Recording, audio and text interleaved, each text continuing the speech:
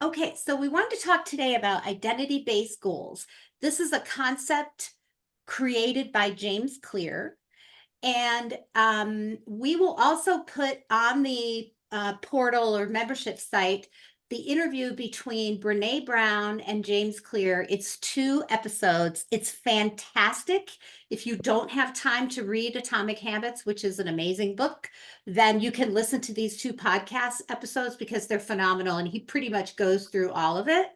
But basically, he talks about how futile and pointless it is to just say your goal or write your goal.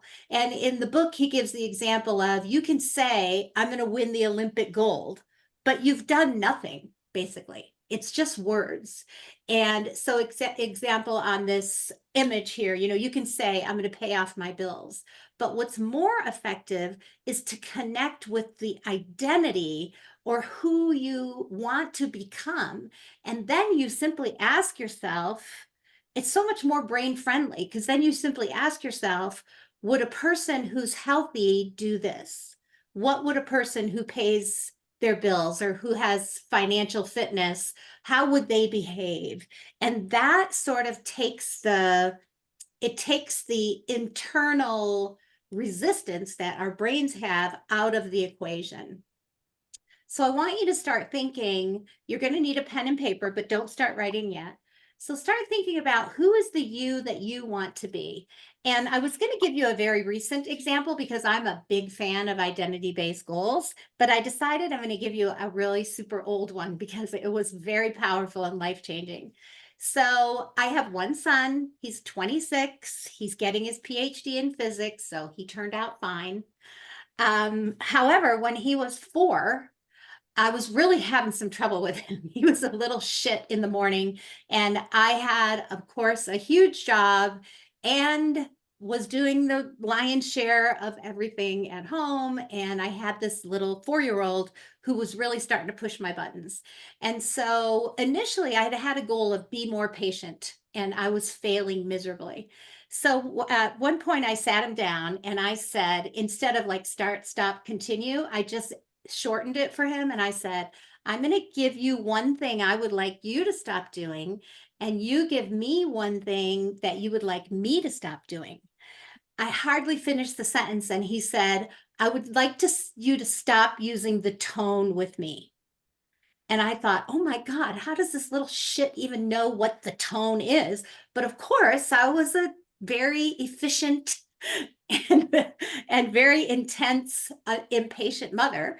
And I was using the tone with him all the time. Well, that moment, that day, it occurred to me like, is that really the mother that I want to be? Right? I've got one kid, not having any more kids. And do I really want to like talk through my teeth to this kid who has no urgency whatsoever, who doesn't care that I have 50 million things to do? And so from that point on, I started asking myself, so what kind of mother do I want to be? And then I stopped multitasking in the morning. I got up earlier, which is, seems to be the answer to all motherhood. I got up earlier, got my email out of the way. And then when I woke him up for the day, I stopped doing other things until I dropped him off. And it made me more patient and it made me more of the mother that I wanted to be. And I never really regressed from that point on.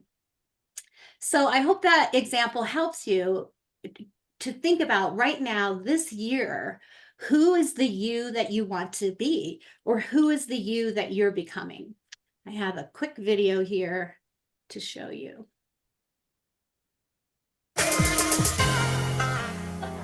What is a good way to phrase that? So if someone wants to have not a mission statement, but some type of statement for this is the type of person I want to be. I think it's I'm the type of person who blank, for example. So like I'm the type of person who doesn't miss workouts, or I'm the type of person who shows up on time, or I'm the type of person who finishes what they start. Whatever aspect of your identity that you're trying to reinforce, that's kind of the story. You can also phrase it as a question. So for example, rather than saying I'm the type of person who doesn't miss workouts, you could have this question that's related to the identity you want to build, and you kind of carry it around with you all day. And like in this example, maybe the question is, what would a healthy person do? And so you're just kind of walking around all day asking yourself, what should I get for lunch? Well, what would a healthy person do? Or should I take an Uber, or should I walk to the next meeting? Well, what would a healthy person do? And you just kind of like go around your day and try to make decisions that you feel like support that identity.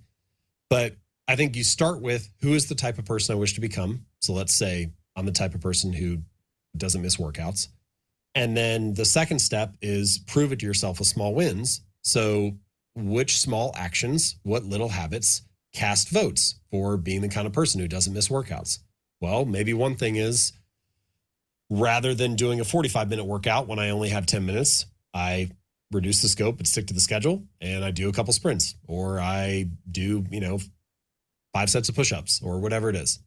And so you find ways to reinforce your desired identity, even if it's small, especially in the beginning, because if you can show up consistently, if you kind of master the art of showing up and performing these small habits, you build up this sense of momentum. You kind of start to reinforce and shape that new identity. And the more evidence that you have for it, at some point you kind of cross this invisible threshold where you're like, oh, I guess I am that kind of person. Like if you go out and shoot a basketball for 5 minutes, you don't think, oh, I'm a basketball player. But if you do it every day for 6 months or a year or 2 years, like at some point you cross this invisible line and you're like, I guess playing basketball is kind of part of who I am. So I think you're trying to accumulate actions that support your desired identity. Love that. Okay, so in a moment, I'm going to stop recording. I want to ask Stephanie, do you have any comments before we move into the exercise and then the group time? I have one other thing to think about is with the atomic habits and the who do you want to be? Think about how you can attach that behavior to something that you're already doing. So I've done this with clients who wanted to work out more. And one of my clients works from home and says there's an entry fee for going into his office where he has to do 5 push-ups before he can go into his office. So every time he leaves the office, he either has to do a push-up or a squat before he can come back in. If he goes to the bathroom, squat. So then he became much fitter and he wanted to build strength. So just a thought. I love that. I think I might do that. I also read somewhere that deep squats, 5 deep squats, elevates your mood. Like it has a connection to and your butt. And your butt. So true. Okay, let me stop recording.